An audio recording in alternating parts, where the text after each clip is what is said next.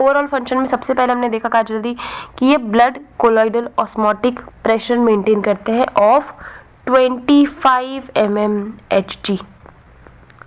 इसके अलावा क्या करेंगे, अब ये ब्लड कोलॉइडल ऑस्मोटिक प्रेशर का क्या इंपॉर्टेंस है, तो अगर ऑस्मोटिक प्रेशर डिस्टर्ब हो गया ना, तो ये जो हमारा ब्लड वेसल है इसमें फ्लूइड है, ब्लड क्या है, फ्लूइड है, तो ये फ्लूइड क्या होगा, बाहर आने लगेगा।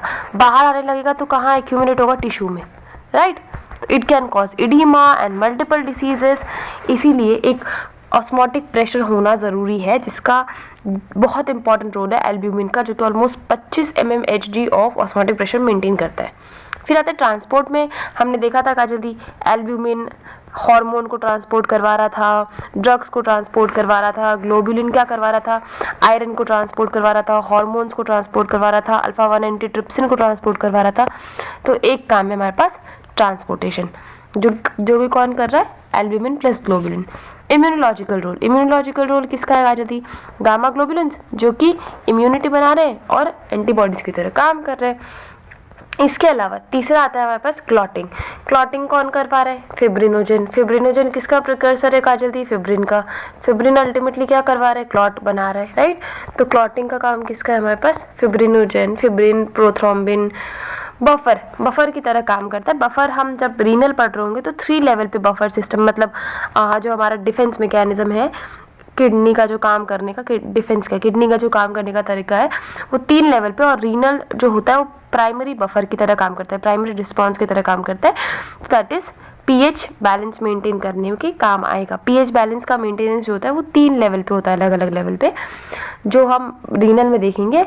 बट सबसे पहला प्राइमरी मैकेनिज्म जो है that is buffer system through plasma proteins. Haemoglobin का भी थोड़ा बहुत रोल होता है इसमें। इसके अलावा ब्लड विस्कोसिटी, तो ब्लड विस्कोसिटी के लिए हमारे पास जो हमारे एसिमेट्री है, एसिमेट्री बहुत इंपॉर्टेंट रोल हो जाता है। मेनली हमारे पास प्रोथ्रोम्बिन, फिब्रिनोजन, ग्लोबुलिन, इनके कारण क्या होता है कि हमारा जो ब्लड है वो एक लेवल तक ही विशेष है। तो ये एक इम्पॉर्टेंट फंक्शन हो जाता है अगेन। नाउ जो नेक्स्ट अनदर फंक्शन बचता है वो है ईएसआर।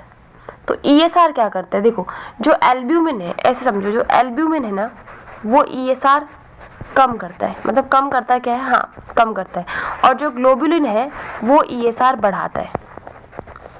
तो ईएसआर का बढ़ना अगर पैथोलॉजिकली देखो तो ये हमको रिप्रेजेंट कर रहा है इन्फ्लेमेशन।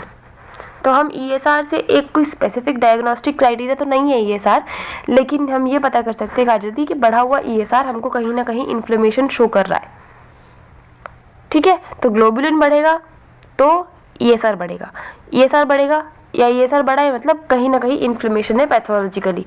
फिजियोलॉजिकली भी कभी कभी होता है, एज के कारण होता है, जेंडर वाइज होता है, लेकिन पैथोलॉजिकली। अब अगर इसका क्लिनिकल रिलेवेंस आपको लिखना है तो सबसे पहले आप लिखेंगे हाइपोप्रोटीनीमिया।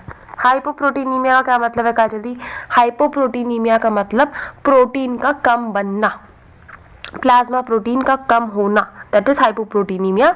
ये कब हो सकता है, अगर मुझे लिवर से रिलेटेड कोई डिसीज है, तो लिवर ही काम नहीं कर पा रहा तो क्या करेगा Kajal di, ultimately will lead to any kind of decrease in plasma protein जो कि लिवर से बन रहे हैं।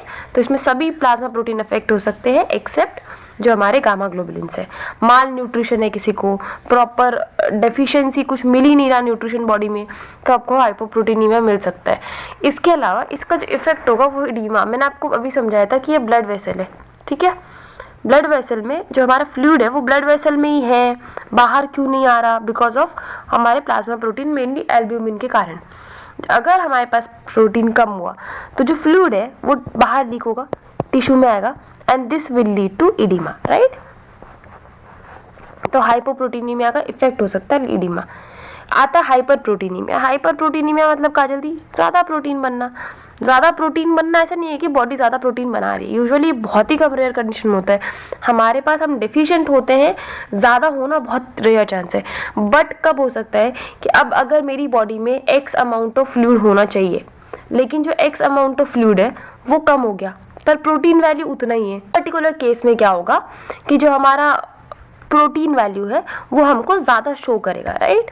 वो होता है हमारे को डिहाइड्रेशन के केस में, वॉमिटिंग के केस में, डायरिया के केस में, जहाँ पे भी फ्लूइड लॉस है। अब एक क्लिनिकल रिलेवेंस जो हमारे पास अलग से आता है, that is AG ratio, albumin globin ratio. तो हमने देखा एल्ब्यूमिन ऑलमोस्ट कितना रहता है काजल, 4.8 के आसपास, राइट, और ग्लोबुलिन हमारे पास ऑलमोस्ट 2 के आसपास रहता है। तो इनका रेशियो जो बनता है ना ओवरऑल वो 1.7 बनता है, 1.7:1, या अगर रेंज में देखें तो ऑलमोस्ट 1.5 से 2 का जो रेंज है वो इसका नॉर्मल रेशियो है, ठीक है। लेकिन अगर ये कैसे भी हैम्पर हो रहा है, मतलब रिवर्स हो जाए, है ना, या ज़्यादा ये रेशियो अगर 2 से ज़्यादा हो जाए या 1.5 से 1.2 से कम हो जाए, तो इस केस में ये कब हो सकता है? आपको किडनी से रिलेटेड डिसऑर्डर है, मतलब फिल्टरेशन ही नहीं हो पा रहा, या प्रोटीन का ज़्यादा ही फिल्टरेशन हो रहा है, लिवर डिसीज़ है तो बन नहीं रहा। तो इस पर्टिकुलर रेशियो में अगर एजी रेशियो खराब है तो कहीं ना कहीं ये सिग्निफिकेंस दिखा सकता है हमको कि हमारे लिवर से रिलेटेड कोई पैथोलॉजी हो सकती है। So this is clinical relevance of plasma protein. तो आपको इस पूरे के पूरे इसमें प्लाज्मा प्रोटीन का फंक्शन आना ही चाहिए। और एक आप ऐसे भी याद कर सकते हो, ए बी सी डी। देखो, ए से है एसिड बेस बैलेंस, बी से है ब्लड विस्कोसिटी, सी से है कोगुलेशन, डी से है डिफेंस, ठीक है, A B C D. F से है फिब्रिनोलाइटिक एक्टिविटी, और जी एस टी आप ऐसे भी याद कर सकते हो। टी से है ट्रांसपोर्ट, एस से है सस्पेंशन ऑफ आरबीसी, और ई जी से हमारे पास एकदम से दिमाग से स्किप हो गया, एक कुछ भूल गया ना, A B C D E F G S T. सबसे पहले ए से है हमारे पास एसिड बेस बैलेंस, जो कि पीएच एज अ बफर की तरह एल्ब्यूमिन काम कर रहा है। बी से हमारे पास ब्लड विस्कोसिटी, जिसमें हमारे पास एसिमेट्री काम कर रहा है, ग्लोबुलिन प्रोटीन काम कर रहा है। सी से है क्लॉटिंग, जिसमें फिब्रिनोजेन काम कर रहे हैं। डी से हमारे पास डिफेंस मैकेनिज्म, गामा ग्लोबुलिन काम कर रहे हैं। ई से एक्सर्ट ऑस्मोटिक प्रेशर, जो कि हमारा 25 mmHg कर रहा है एल्ब्यूमिन। एफ से फिब्रिनोलाइटिक एक्टिविटी, कि ज़्यादा क्लॉट नहीं बने ताकि ब्लड विस्कोसिटी नहीं बढ़े। तो ब्लड के पास प्लाज्मा प्रोटीन का ये भी एक काम होता है कि फिब्रिनोलाइटिक एक्टिविटी भी करते हैं, फिब्रिन को तोड़ने का भी काम करते हैं। देन इसके अलावा हमारे पास एस से बचता है सस्पेंशन ऑफ आरबीसी, कि हमारा जो आरबीसी है वो सस्पेंड ना हो, मतलब रोलेक्स फॉर्मेशन ना हो, ठीक है। और टी से हमारे पास आता है ट्रांसपोर्टेशन, और जी से हमारे पास याद आएगा that is genetic information, polymorphism show करता है हमारा plasma protein. So this are some few plasma protein के फंक्शन जो आप ऐसे A B C D E F G से याद रख सकते हैं। कुछ कुछ सबके प्रोटीन के नाम याद रखो, खुद से बना के भी लिख सकते हो। This are some functions. तो इस वीडियो के लिए इतना ही, मिलेंगे नेक्स्ट वीडियो में। Till then bye, take care.